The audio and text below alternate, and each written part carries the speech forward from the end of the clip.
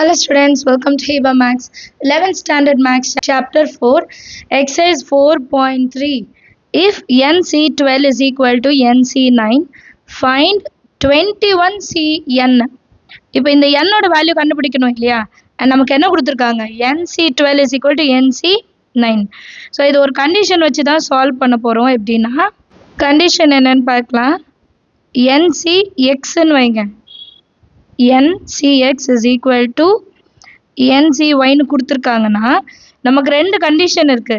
First condition என்ன imply பண்ணுதுன்னா ஒன்று எக்ஸும் ஒய்யும் ஈக்குவலாக இருக்கணும். இது பாசிபிளாக பார்க்கணும்.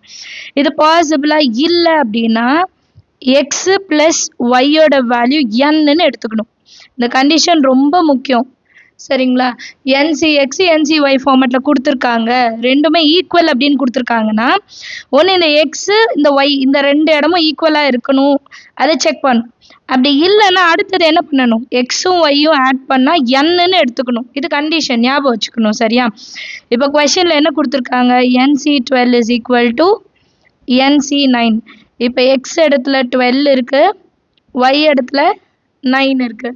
இப்போ இது ரெண்டும் ஈக்குவலான்னு ஃபர்ஸ்ட் செக் பண்ணலாம். X equal to Y check பண்ணலாம். அப்போ 12 ஈக்குவல் டு 9ன்னு செக் பண்ணலாம். ஸோ 12 இஸ் ஈக்குவல் டு 9 கிடையாது. அதனால அடுத்த ஆப்ஷன் என்ன? X plus Y is equal to N. இப்போ எக்ஸோட வேல்யூ என்னது? 12 ப்ளஸ் ஒய்யோட வேல்யூ என்ன? 9. தட் இஸ் ஈக்குவல் டு என். 9க்கு அப்புறம் 10 11. அப்போ 21 இஸ் ஈக்குவல் டு என். என்னோட வேல்யூ கண்டுபிடிச்சாச்சா? இப்போ என்ன கண்டுபிடிக்கணும்? ஃபைண்ட் என்ன கொடுத்துருக்காங்கன்னா 21C. n இருக்கிற இடத்துல மறுபடியும் 21. ஸோ இப்போ n-ம் r ஈக்குவலாக இருந்தால் அதோட வேல்யூ என்னன்னு எழுதலாம்?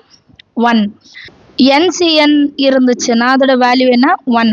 இப்போ இங்கேயும் 21 இருக்குது, இங்கேயும் 21 இருக்குது, ரெண்டு இடத்துலையும் 21 இருக்கா? ஸோ இதோட டோட்டல் வேல்யூ என்னன்னு எடுத்துக்கலாம்? 1ன்னு எடுத்துக்கலாம் இல்லையா? அண்டர்ஸ்டாண்ட் ஆகுதா எல்லாருக்குமே? வேறு ஏதாவது டவுட் இருந்தால் கமெண்ட் செஷனில் கேளுங்க. தேங்க்யூ ஸோ மச் ஃபார் வாட்சிங்.